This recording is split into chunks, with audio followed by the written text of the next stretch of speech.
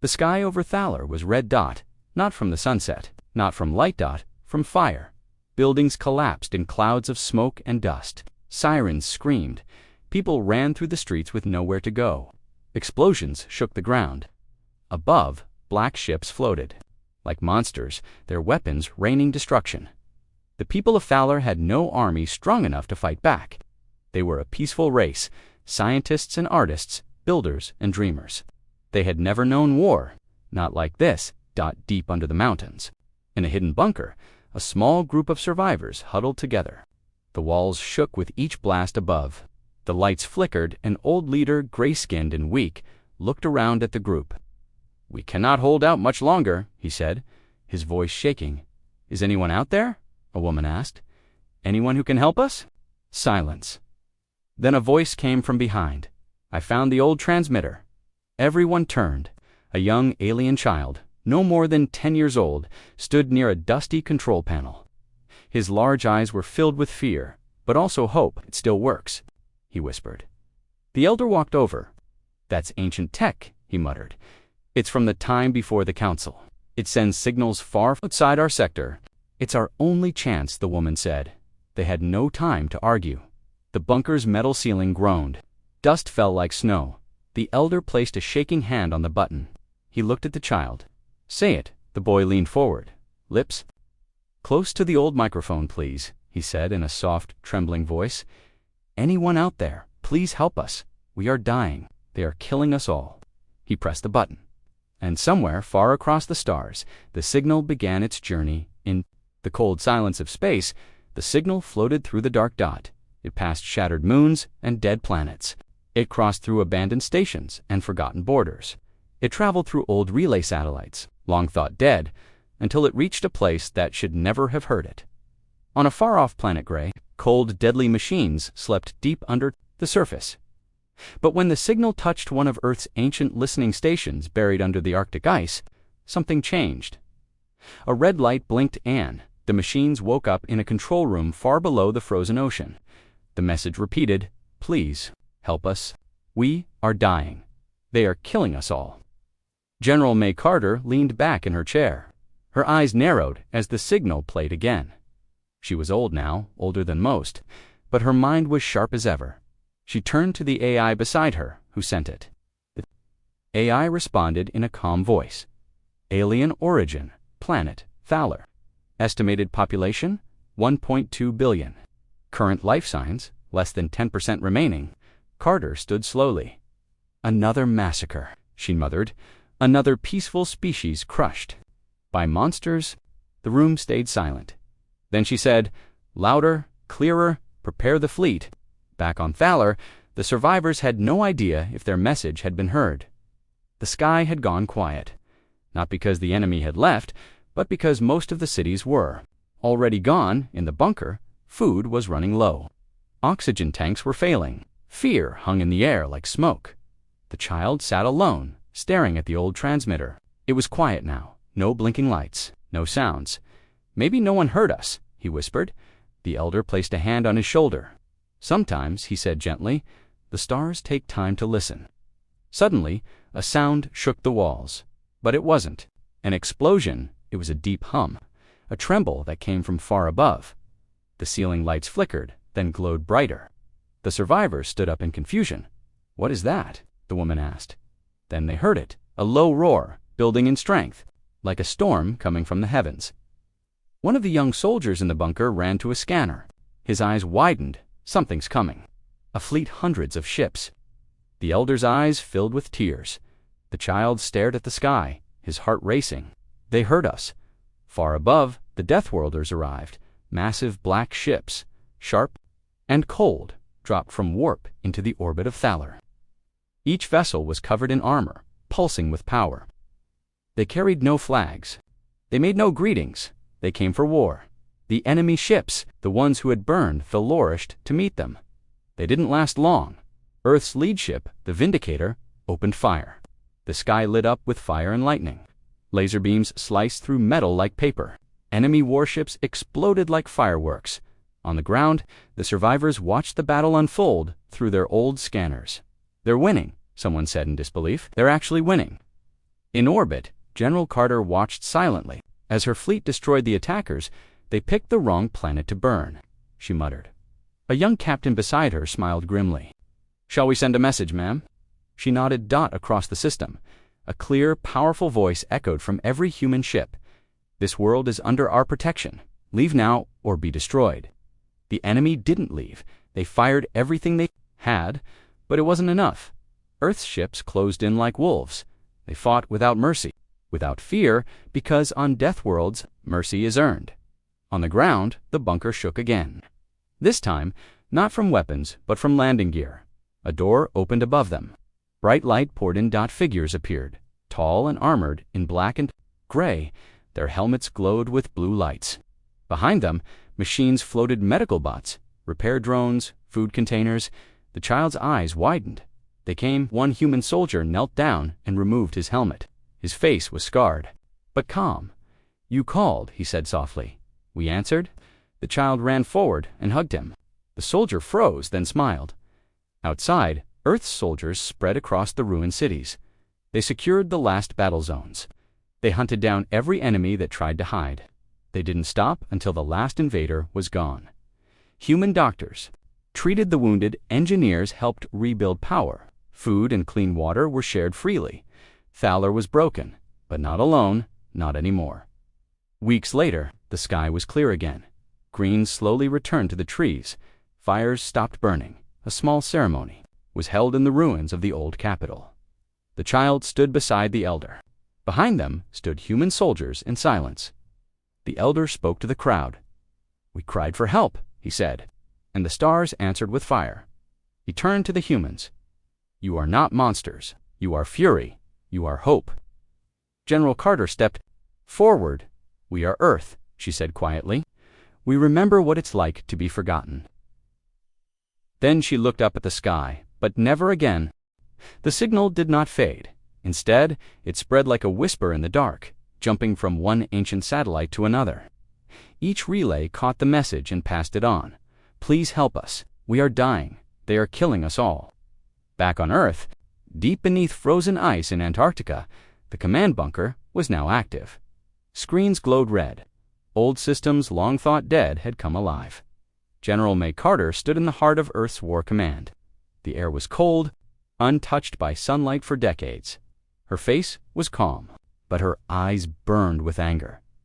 Where exactly is the signal from? She asked sharply. An AI voice replied through the speakers. Planet Thaler, a Class 3 civilization. Location outskirts of the Varnak expansion zone. The room fell silent. Everyone knew that name Varnak, the Varnak, were known across the galaxy as conquerors. They took what they wanted. They destroyed any who stood in their way. No rules, no mercy. Carter's hand curled into a fist. Have they responded to the signal? Negative, the AI said. Only Earth has answered. She turned toward the other officers. Are we the only ones who still care? There was no answer. She stared at the screen again. Smoke covered the planet. Heat signatures showed burning cities. Life signs were dropping fast. It was already almost too late, but almost meant there was still time. She gave one order. Wake the fleet. Across Earth's orbit, hidden. War stations lit up like stars. In the Pacific Ocean, massive platforms rose from beneath the waves. From the forests of Alaska, underground silos opened high in Earth's orbit. Black ships turned slowly toward the stars. The fleet was not made of sleek designs or shiny symbols. These were war machines, scarred, old, and deadly, and deadly. In the orbital hangar of the warship Hammerfall, Commander Rios suited up. His face was covered in burn scars, old wounds from old battles. He glanced at the rookies boarding the ship beside him. Young faces, bright eyes, still full of hope. You don't know what you're walking into, he muttered. One rookie smiled nervously. We're helping aliens, right, sir? Rios gave a cold laugh. No, we're answering a cry for help. That's different. What's the difference? Helping is soft. Answering a cry means someone's already bleeding. Inside the fleet's central AI core, a voice spoke to itself. Target Varnak war units. Protocol, defense of innocent life. A moment later, thousands of drones activated, sliding into launch tubes. Some were built to scout, others to repair. Most were built to kill. General Carter stood on the bridge of the lead flagship, the Vindicator. Her hands were behind her back. She stared into the stars. Her second-in-command, Captain Weiss, approached. "The fleet is armed, ready for warp in T-20 minutes." Carter nodded. "Get me a live channel." The crew moved quickly. A soft beep echoed. Carter looked into the lens of the camera. Her voice was firm. "This is General Carter of Earth. To the people of Thaler, we heard your cry. We are coming." She paused, then her tone turned cold. "To the ones killing them, we bring no warnings. We bring no peace. You chose war." Back on Thaler, the child sat by the broken transmitter. He had not spoken in hours. Outside the bunker, the sky was dark with ash. The air was full of silence. No more explosions. No more screams. Only the quiet that comes after too much death. The elder placed a hand on his shoulder. "We must prepare to leave this place." "Where will we go?" the boy asked. The elder didn't answer because there was nowhere else to go. Far away, in space between systems, the Deathworlder fleet roared through warp, one by one. The ships vanished into the void, heading toward Thalor. Inside their cold steel walls, soldiers prepared weapons. AI scanned data. Drones checked fuel, armor, oxygen. The fleet was silent, but their silence was not peace. It was the silence of something, ready to strike. On the Varnock dreadnought orbiting Thaler, Commander Croth stood tall. He was large, armored, in bone and iron. His claws clicked against the floor as he walked. A soldier approached. "The last cities are nearly burned, sir. Resistance is gone." Croth grinned, as expected. "These soft worlds fall easily." Another soldier ran in. "Sir, new contacts coming from deep space." "How many?" The soldier's voice shook. "At least 100, maybe more." Croth's grin vanished. "Identify their human." Silence fell over the Varnock bridge. Then Croth roared, "Prepare all weapons. We kill them too." Inside, the Vindicator, Earth's fleet, came out of warp. The stars ahead glowed red. Thaler was in ruins. Fires still burned across the surface. The enemy ships hovered around it like vultures. General Carter gave a final order: broadcast this message. A second later, her voice echoed across the system. "This world is under Earth's protection. Leave now or face extinction." Varnock didn't leave. They launched missiles, they fired plasma cannons, but they didn't know what they were truly facing. They hadn't seen Earth fight within seconds. The Deathworlder fleet opened fire. Red beams of energy sliced through ships. Earth drones swarmed like angry hornets. Smart missiles found every weakness. Gravity bombs tore ships apart from the inside, from orbit to atmosphere.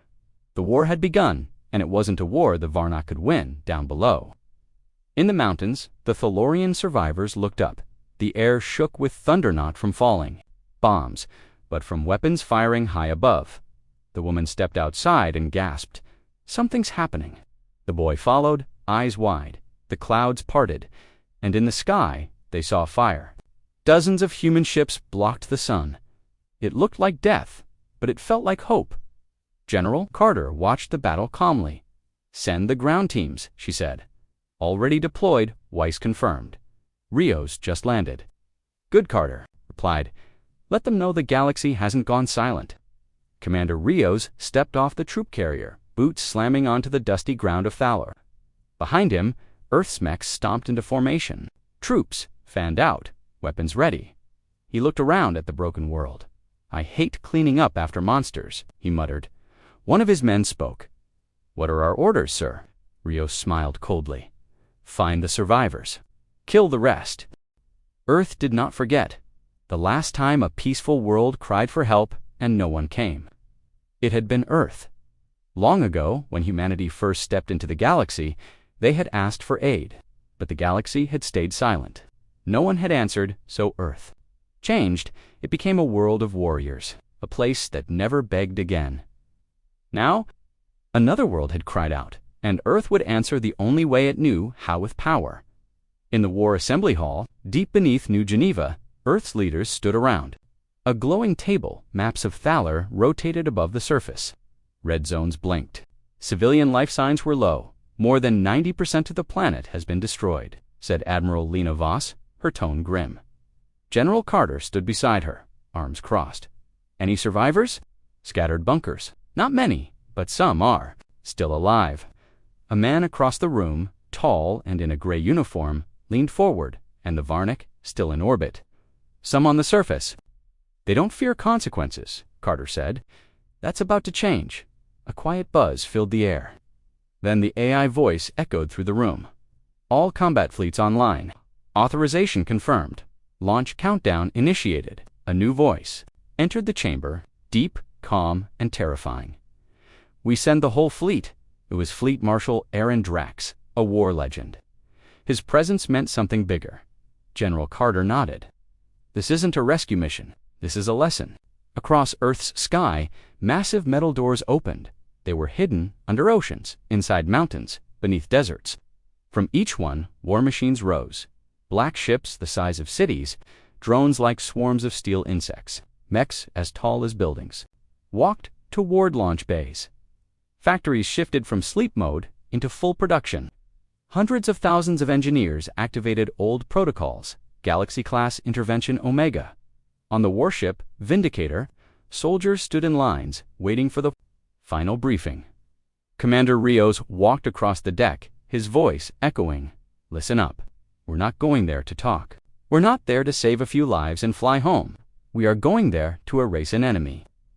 The young recruits stared at him. Rios paused, then added, "They're not scared of us. Not yet, but they will be." A rookie raised a hand. "Sir, will this be like the Serix campaign?" "No," Rios said with a grim smile. "This time, we're not holding back."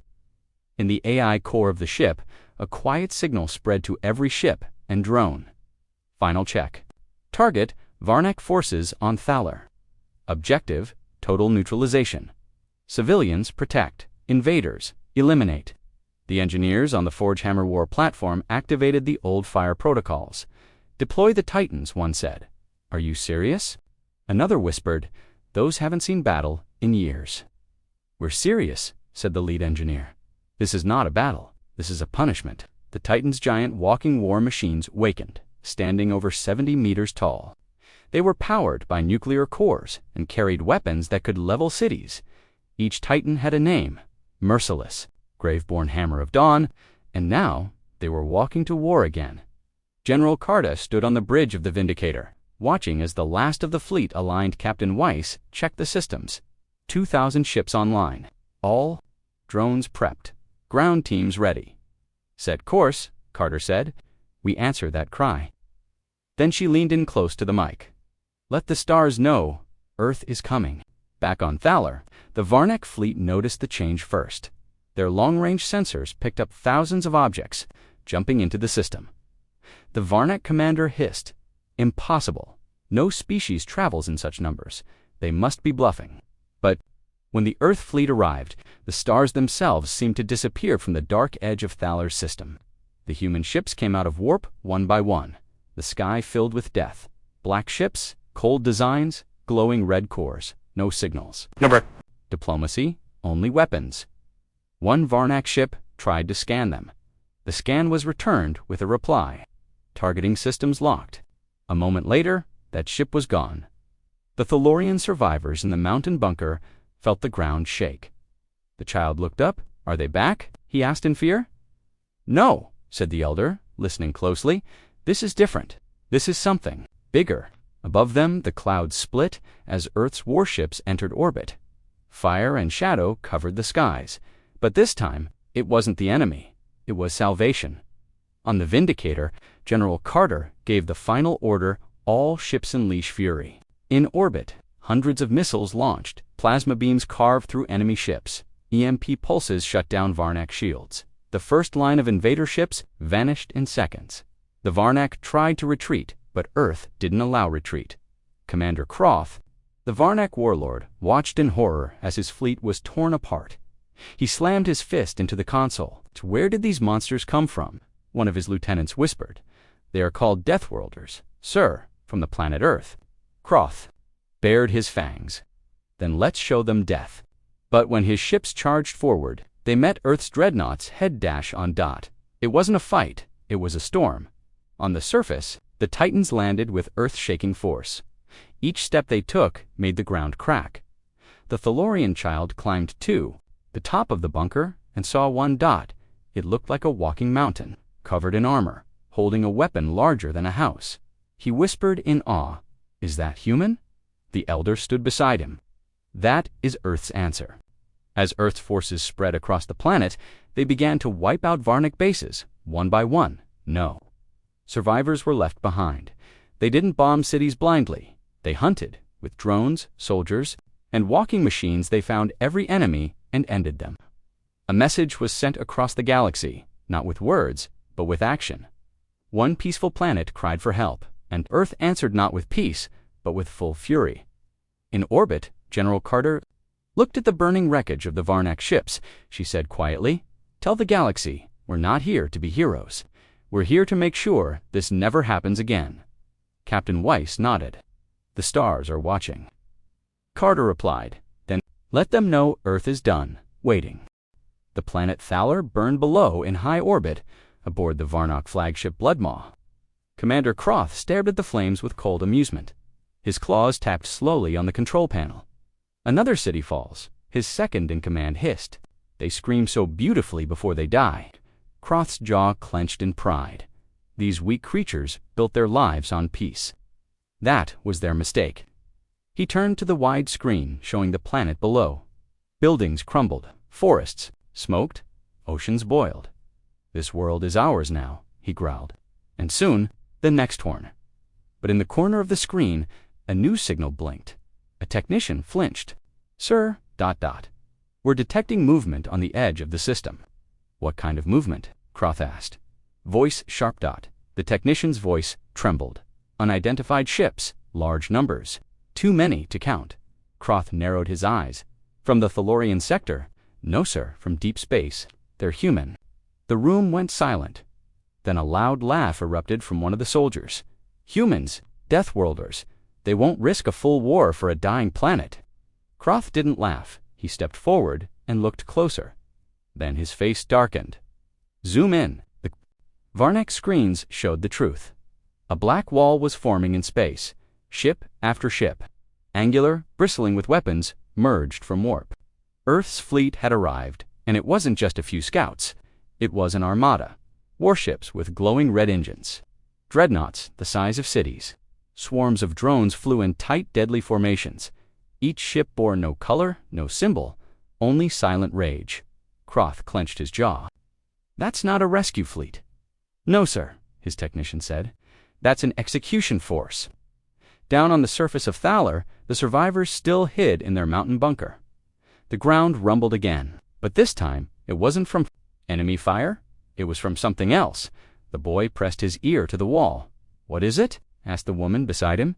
He smiled faintly. "Thunder, but from the sky." The elder stepped forward. "Not thunder engines. The humans are here." High above, inside Earth's flagship, the Vindicator. General Carter stood at the front of the bridge. Her fleet had entered Thaler's orbit. The system was now surrounded. The AI voice echoed, "Target, locked enemy forces, 143 ships. Primary objective, total enemy neutralization." Captain Weiss leaned forward. "Enemy scanners are tracking us. They know we're here." "Good," Carter replied. "Let them watch." Commander Croth watched as Earth's ships held position. "They haven't attacked," one Varnic officer said. "They're waiting," Croth growled. "This is their way. They want us to panic." He wasn't wrong. Inside every Earth ship, weapons were charging. Drones were moving into formation. Titans were preparing for descent. Earth's soldiers were quiet, focused, not angry, just ready, back on the Vindicator. General Carter gave her first command. "Open a system-wide broadcast." A soft beep. Then her voice echoed across every ship, every station, every device in the Thaler system. "To the invaders on Thaler, this world is under Earth's protection. You are ordered to leave immediately. If you refuse, we will respond with full force." The message was short, clear, and final. Croth stared at the message. Repeating on his screen, he slammed his fist down. "Earth dares to threaten us." "We can fight them," one of his commanders said. "We still have the numbers." Croth didn't answer. He was watching the human fleet again. He had seen wars, but this was different. This was a storm waiting to fall. And storms didn't make threats. They just destroyed in orbit. Earth's drones moved like shadows. They began mapping the planet's surface, marking enemy positions, scanning heat signatures. Commander Rios, on the troop carrier Iron Fist, checked the scans. Multiple targets, the AI said. Enemy forces spread across 6 sectors. Do we wait for confirmation? Asked his lieutenant. Rios shook his head. General Carter gave them a chance. If they stay, we strike. Croth had a choice. Retreat and survive, or stay and fight. Death Worlders, he snarled. Prepare all weapons. If they want war, they'll get it. On the Vindicator, Carter heard the enemy's reply. Weapons charging. Missiles launching. She nodded once.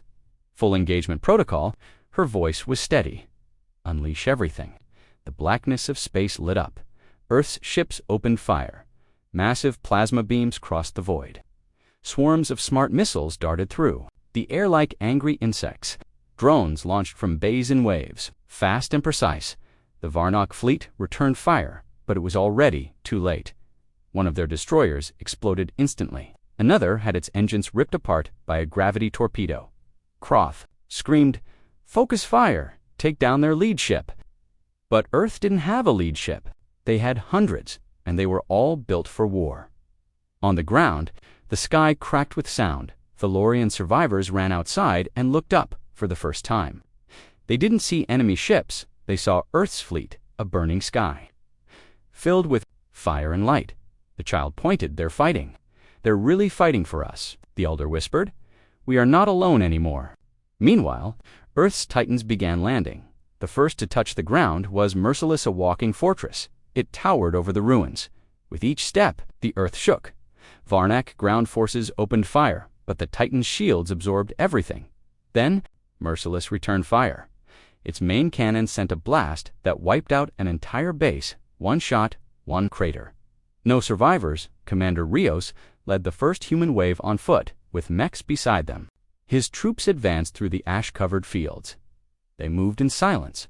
Only their footsteps and the soft hum of their armor filled the air. Rios raised a fist. Enemy ahead, the scout whispered. Rios nodded. No mercy. They didn't show it. We won't either. Back in orbit, Earth's fleet was winning. The Varnock fleet was shrinking by the minute. Their ships couldn't match. Earth's firepower, they couldn't outrun the drones. They couldn't block the AI-guided torpedoes. They couldn't hide. General Carter watched it unfold. She didn't smile. She didn't cheer. She just said one thing. This is what happens when you ignore a cry for help. Croth's flagship was hit. Alarms blared. Fires broke out. He stood, shaking as his crew screamed around him. This isn't possible, he roared. We're the hunters, a quiet voice replied. No, said one of his injured officers. Now we are the prey. The sky above Thalor went dark. But it wasn't the smoke this time. It was the ships, thousands of them. The Varnak soldiers on the ground looked up in shock. Massive shadows moved across the clouds. Engines roared louder than storms. Bright blue. Flames lit the sky as ships dropped through the atmosphere. One Varnak officer shouted, "They're landing! The humans are landing!" Panic spread like wildfire. The invaders had come to destroy. But Earth had come to cleanse. In the ruins of an old Thalorian city, dust swirled in the wind. Empty homes stood broken, their walls cracked and burned. Smoke rose from crushed towers. Suddenly, the air changed. A deep vibration rolled across the ground. Boom, dot, dot, dot, boom, dot, dot, dot, boom, dot, dot, from the skies. Earth's troop carriers dropped down like thunderbolts. Their hulls glowed red-hot from re-entry.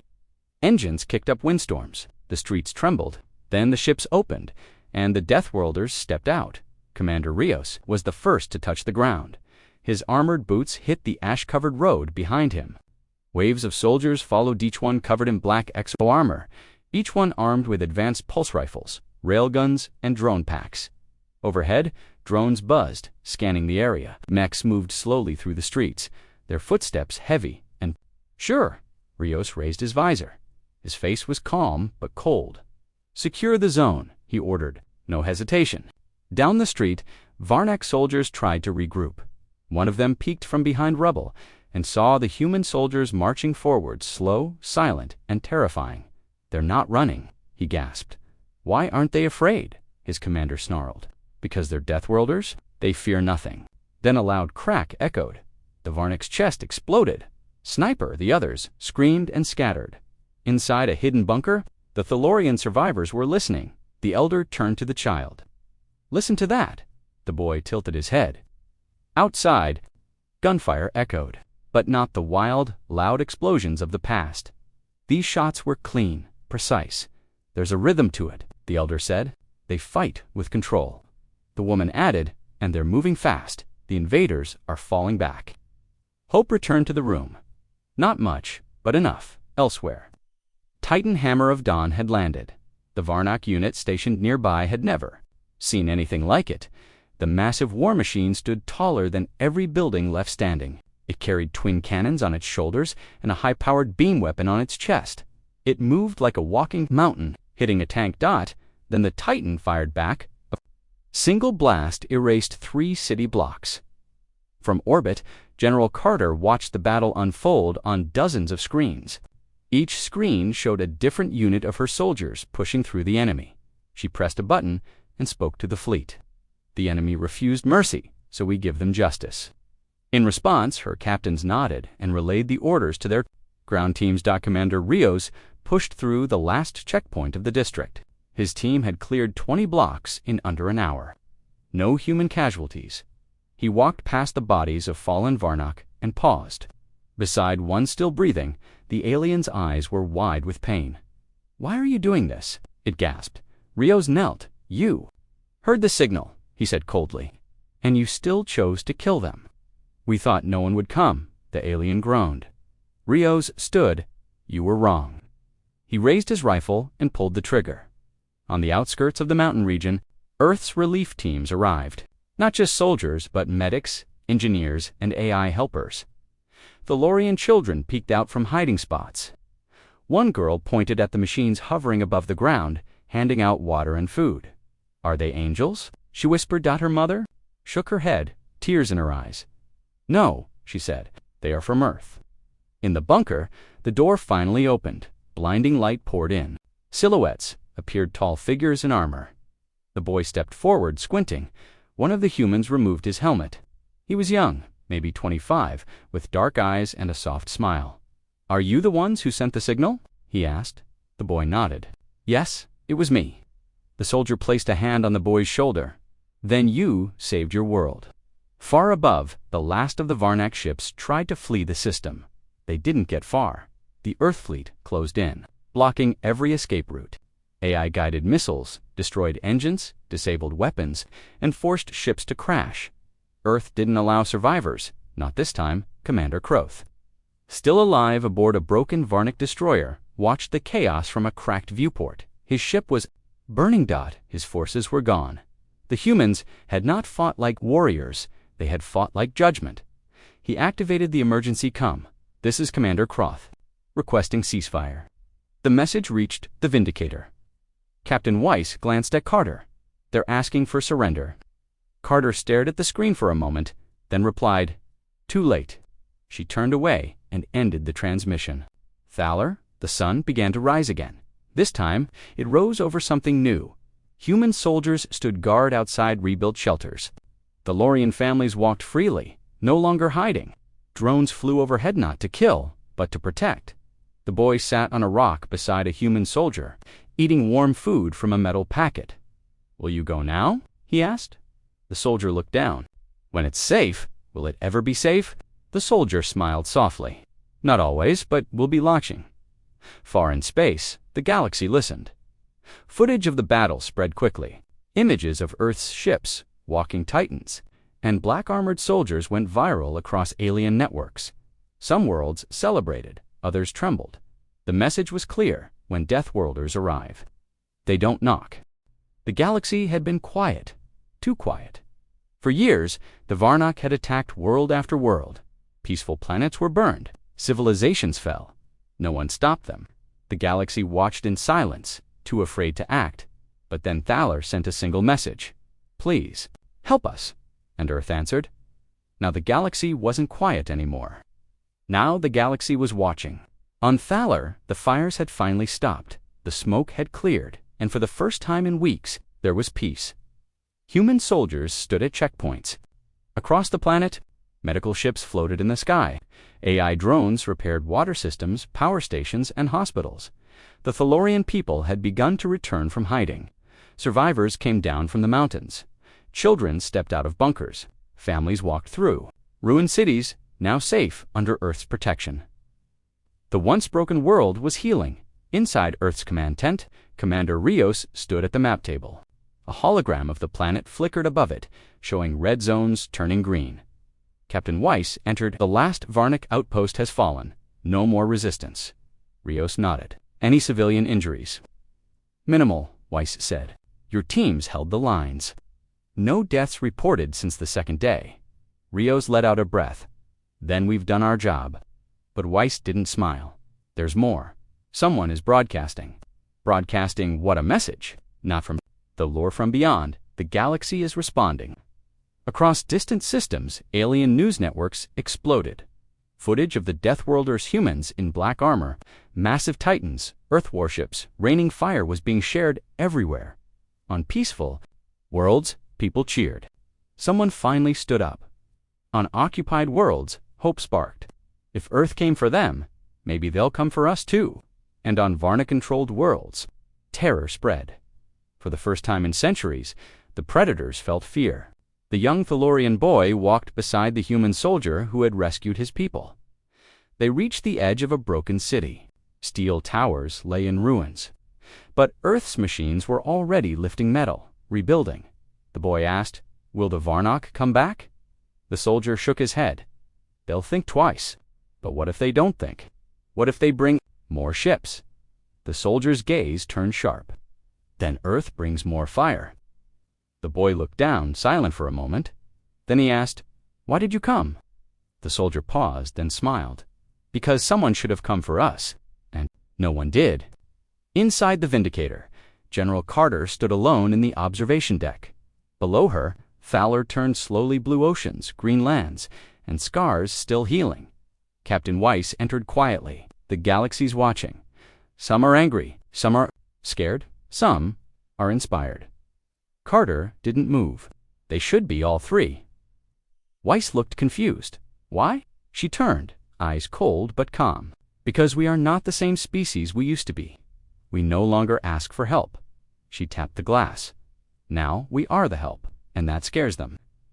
In a distant star system, a council meeting was held. 12 powerful species gathered in silence. Holograms of the Thaler War were played, Earth's weapons, Earth's tactics, Earth's anger. One counselor, a feathered being from the Shivari system, whispered, "They destroyed a Varnak warfleet in 2 days." Another hissed, "They landed ground units while still fighting in orbit. That's suicide." A third, a cold-blooded creature from Jarok, said, "No, that's Earth." The room fell silent. Finally, the eldest counselor stood. "For too long, we let the strong crush the weak. We closed our eyes." He pointed toward the image of General Carter, but Earth opened theirs, and they brought the full fury of a death world back. On Thaler, relief camps were growing, tents filled with food, warm beds, clean water. Medical drones flew overhead, scanning and healing wounds. Earth's machines didn't rest. A young Thalorian girl ran to her mother. "Look, the humans built a playground." Nearby, human engineers smiled as children climbed on swings made from wrecked starship parts. They didn't just protect the people, they were rebuilding life. Deep underground, inside the old Thalorian bunker, a message was being prepared. The Thalorian elder stood beside a young Earth technician. "Are you sure you want to send it yourself?" the human asked. The elder nodded. "We sent a cry for help into the stars. Now we must send an answer." The room went quiet as the old being stepped toward the mic. He pressed the button, and the red light glowed again. He took a deep breath. "This is Elder Harn of Thaler. To all worlds, near and far, Earth came when no one else would. They fought for us, they saved us."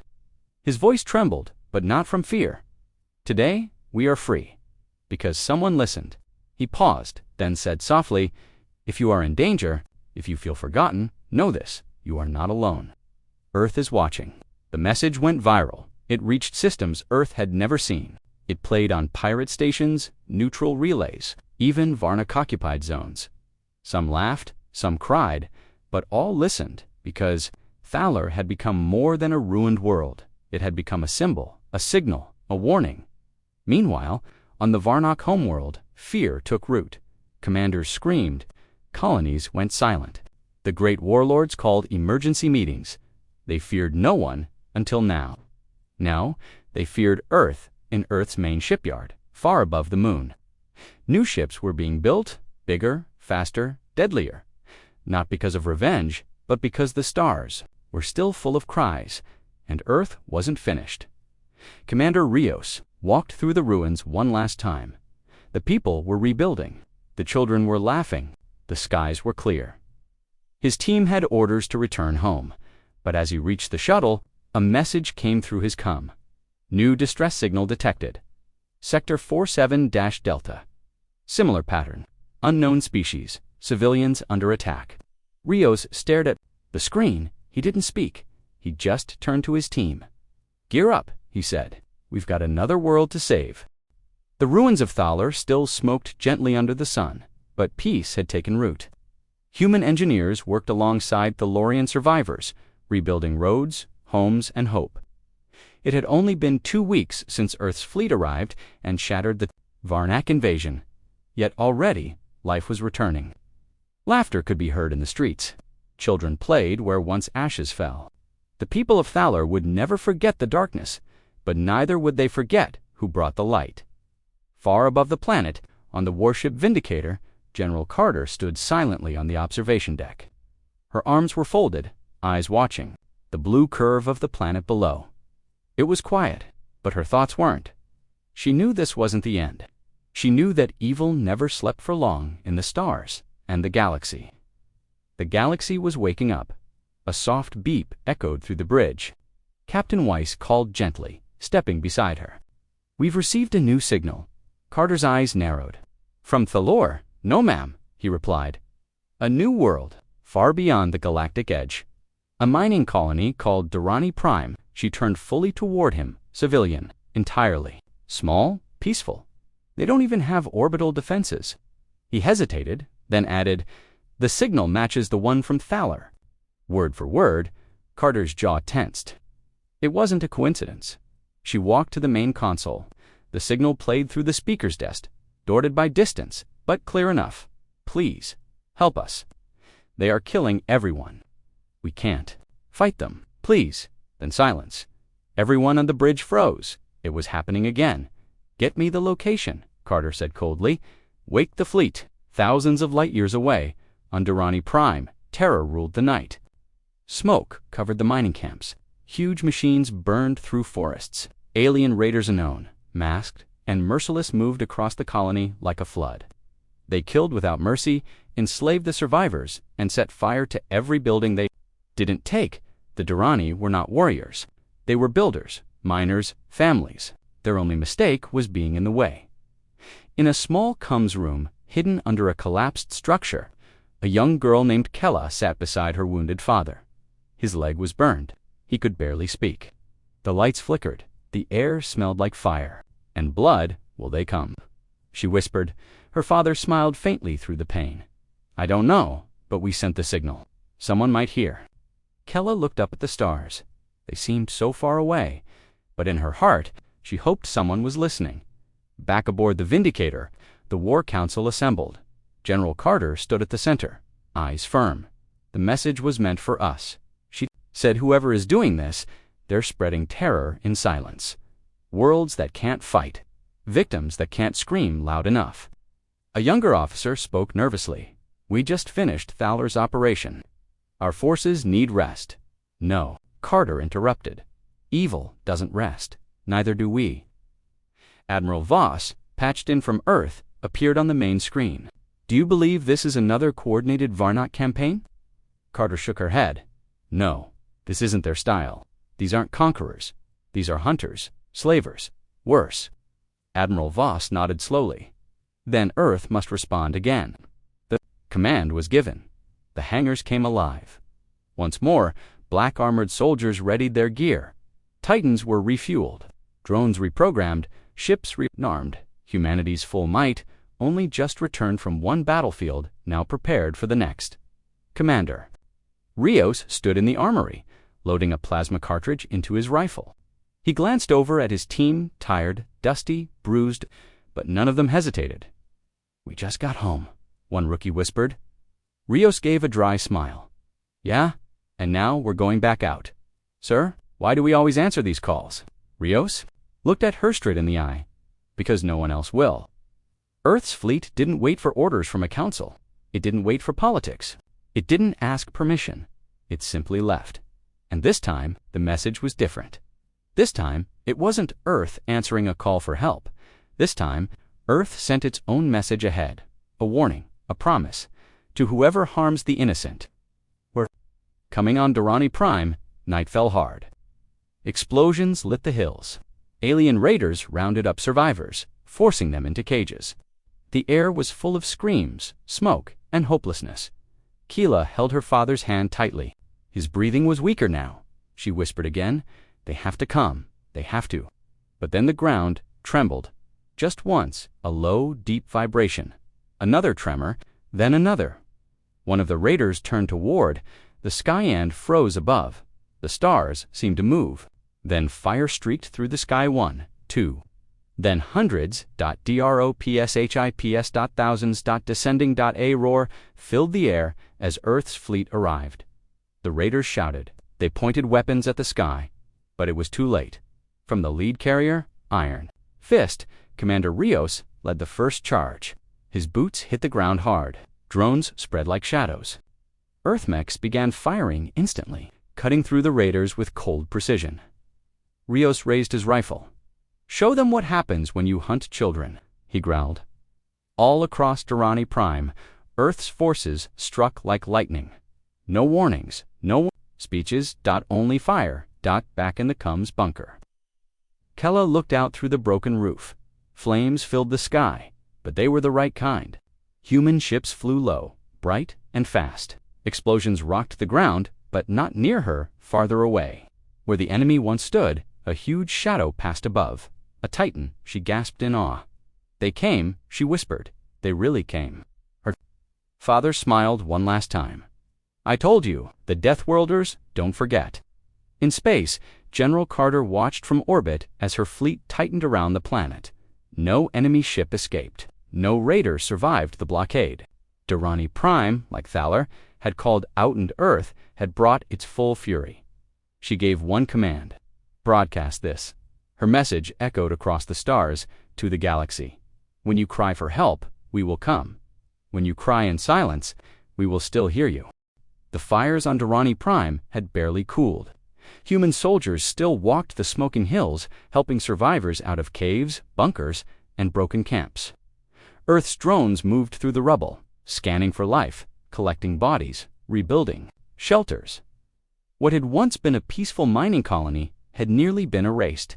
But Earth came in time dash. Again above the planet, Earth's fleet hovered in formation like a metal storm. Gunships patrolled the skies. Fighters streaked across the clouds. Every sensor stayed locked, watching for another threat. But the enemy was gone. Now hunted down and crushed, Commander Rios stood atop a rock outcrop, staring out over the blackened horizon. His armor was dusty, cracked, burned, but he didn't sit. He couldn't. Too many memories, too many cries still ringing. In his ears, the girl, Keela, and her dying father, the screams from the cages, the bodies in the flames. He clenched his fists. Beside him, a scout approached quietly. "Sir," he said, "satellite intercepts picked up something strange." Rios turned. "Strange how? The raiders. Before we destroyed their last ship, they sent a burst, transmission encrypted fast, and not toward their homeworld."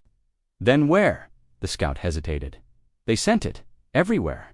Inside the Vindicator, General Carter and her senior staff reviewed the transmission. It was a warning, a call, a challenge. Translated roughly, it said, "Beware Earth, the Deathworlders are awake.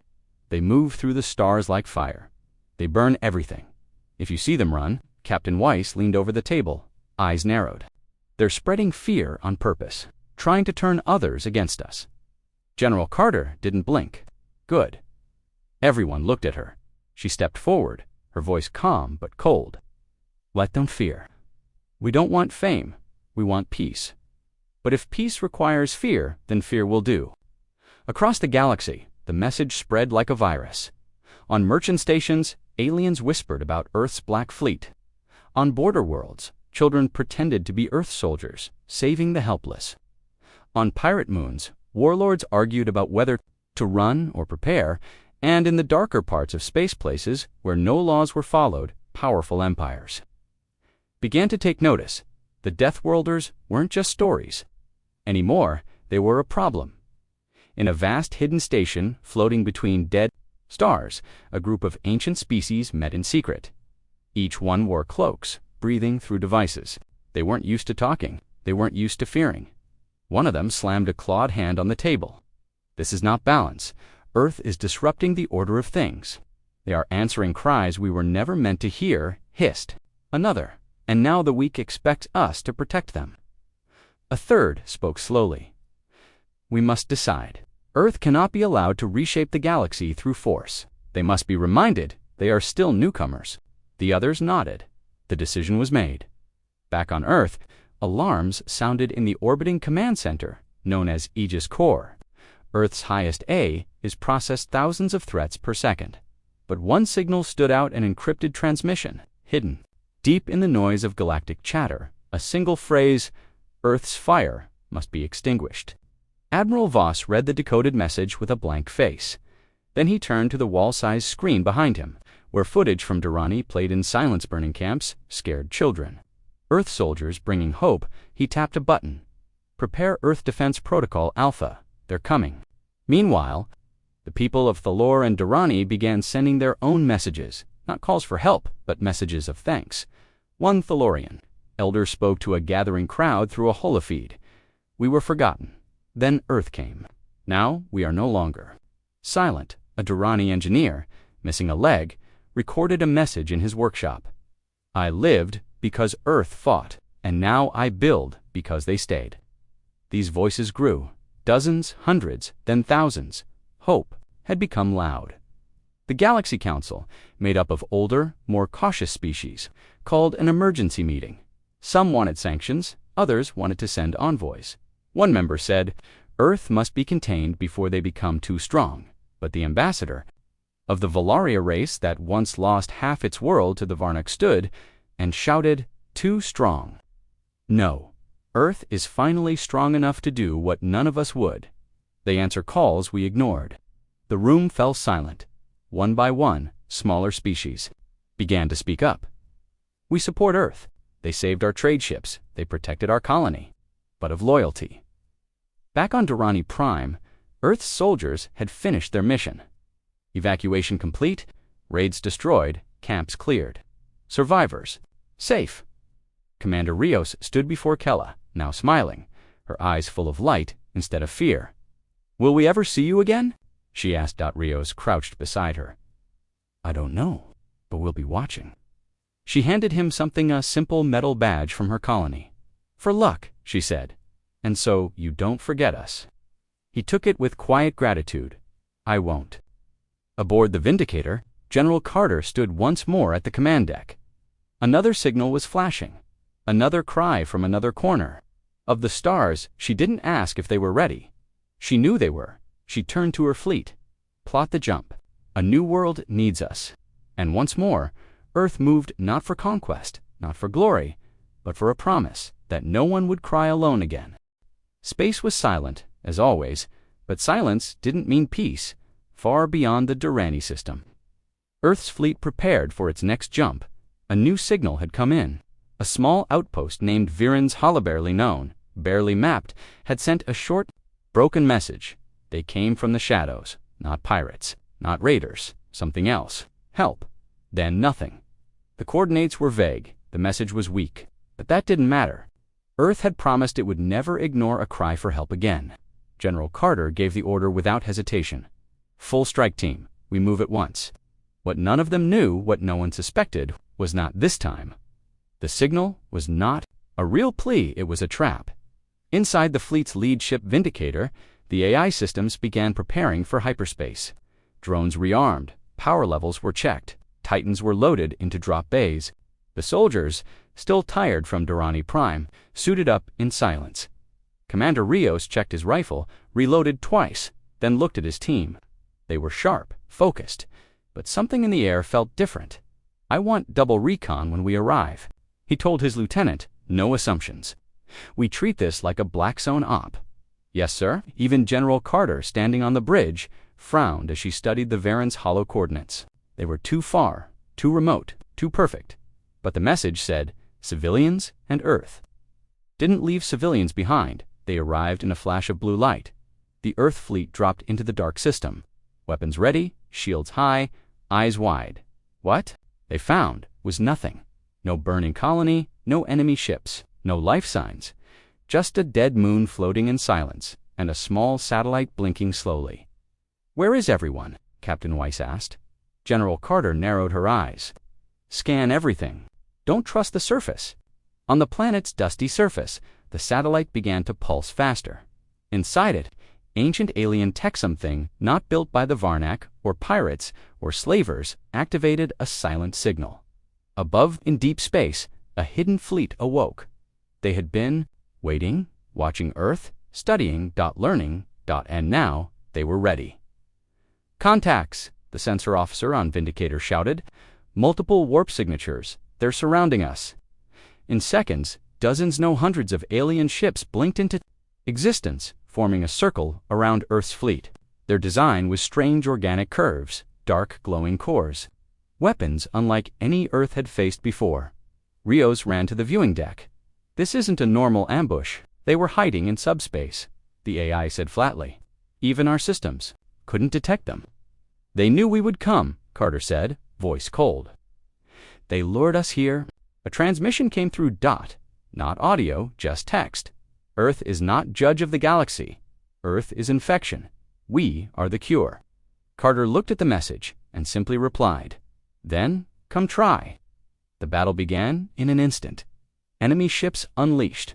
Weapons Earth had never seen: plasma that bent around shields, energy that scrambled, targeting strange pulses that disabled engines mid-flight. The Iron Fist took a direct hit and spun out, its rear engines burning. The Saber line vanished in a blink, swallowed by a gravitational rift, but Earth did not run. Earth never ran. Commander Rios led the charge aboard his troop carrier. His ship slammed through enemy formations, guns blazing. His team deployed straight into chaos, enemy drones everywhere, strange beasts slithering from the ground, plasma burning the air. One soldier screamed, "What are these things?" "Doesn't matter," Rios shouted. "If it breathes, it bleeds." He raised his rifle and fired. On the Vindicator, Carter stood firm. Her fleet was taking losses, but they were fighting smarter. AI systems adapted, countermeasures kicked in, new strategies emerged. Earth had never seen this enemy before, but Earth had fought the unknown before. "Target their disruptor ships," Carter ordered. "Without those, their formations fall." A Titan named Ravager landed hard on the surface, sending shockwaves through the battlefield. It began firing its twin cannons, taking out alien constructs with brutal force. The ground cracked, enemy lines broke. One alien behemoth charged Ravager, turned its head, slowly, and fired a beam that split the creature in two. Even Earth's enemies had prepared for Earth were not prepared for Earth's Titans. In orbit, Earth's ships began pushing outward, creating a gap in the circle. "We need to break the net," Captain Weiss said, "or we die here." General Carter didn't hesitate. "Drive a hole through their center. Every gun, every ship forward." The Earth fleet surged like a blade. One by one, enemy ships exploded. The tide had begun to turn. Suddenly, the enemy changed tactics. A group of their vessels dove toward the dead moon. "What are they doing?" Rios asked. "Activating something," the AI warned. Too late. The moon cracked open and a weapon emerged, massive, alien, ancient. It fired once, a red beam sliced through 3 Earth ships. Everyone paused in horror, but then Carter stepped forward. Order all Titans to focus fire. That thing dies now. Titans in orbit adjusted their aim. Plasma, beams, railguns, orbital cannons. They fired all at once. The weapons shattered in a thunderous blast. The enemy fleet faltered. Their perfect trap had failed. On the battlefield, Rios raised Earth's banner. Over a broken ridge, smoke filled the air. But behind him, human soldiers stood, Tau bruised, burned, bloody, but alive. They thought they could break us, he said. He looked to the stars. They forgot one thing. Earth doesn't fall for traps. Back on Vindicator, the enemy's last ships were fleeing. No, Carter said. No survivors. The AI complied. Missiles flew, drones chased. Escape was impossible. Earth had answered the trap, not with panic, but with fury later. As repair crews worked and soldiers rested, Carter gathered the fleet's commanders. She looked each one in the eye. They tried to silence us. They tried to use our own compassion against us. She held up the transmission. Again, infection, no. We are the cure. And now the galaxy knows. If you draw Earth into your games, we will burn your board to ashes. Silence fell over the galaxy. Not the silence of peace, but the silence after a storm. Earth's fleet had crushed the trap at Viren's Hollow. The unknown enemy, those who called Earth an infection, were gone. Their fleet destroyed. Their ancient weapon shattered. Their pride burned away by human fire. But something had changed, something deeper than war. Across the stars, eyes had opened. The galaxy was no longer afraid of the Varnock or slavers, or raiders now they feared. Something else. They feared the Deathworlders, and some began to hope. Inside the flagship Vindicator, General Carter stood on the bridge. The battle was over, but her fleet remained alert. Her voice was calm, but her orders were sharp. Prepare long-range jump drives. Next destination is Sector Delta 13, Captain. Weiss raised an eyebrow. That far out? That's uncharted space. Exactly, Carter said. Uncharted space is where the cries are loud and stand most ignored. No one argued. They had all seen what silence cost. On Durrani Prime, survivors had built a monument. A tall metal statue, forged from broken armor, stood in the city center. It showed a human soldier rifle lowered holding the hand of an alien child. The words carved at the base read, "They came not to conquer, but to protect." Around the statue, Thalori Durrani and other species gathered to light candles, sing songs, and send messages of thanks toward Earth. The signal wasn't a distress call. It was gratitude, far across the galaxy, in secret halls of power. Old rulers watched Earth's rise with nervous eyes. They answer every call. One whispered, "They gain allies with every battle," said another. "They make enemies afraid to strike again." One counselor stood up, frustrated. "We must act. We must contain them." But a different voice echoed through the room. "No," said an old being with silver skin and bright yellow eyes. "We must listen." He paused. "Earth is not an empire. It does not take, it answers." Back on Earth, people watched the news from deep space. Families saw the faces of their soldiers. Cities lit up with lights for the fallen. Children wore badges showing Earth's fleet crest. It became a symbol not of war but of protection. A new law was passed. No cry for help shall ever be unanswered again, and the world agreed. Not because they were forced, but because they remembered being alone once too. Commander Rios stood in front of a class of new recruits. He wore his old armor scratched, bent, scarred but proud. The young cadets stared at him in awe. "Why do we go?" one girl asked. "Why risk our lives for aliens we don't even know?" Rios smiled faintly. "Because no one came for us."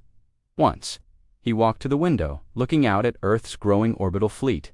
"So now, we come for everyone else." In orbit, shipyards buzzed with activity. New vessels were being built sleeker, smarter, stronger. AI-coordinated war platforms, upgraded Titan units, medical cruisers, and refugee carriers. Earth wasn't building an army. Earth was building a shield. 1 week later, a new signal came through. A small planet near the edge of the Sagari Rift. Unknown biological threat. Civilian population collapsing. We don't know what to do. The fleet received it instantly. No hesitation. General Carter gave the order. Jump coordinates locked. All ships move. On the journey, Commander Rios sat quietly, holding something in his hand.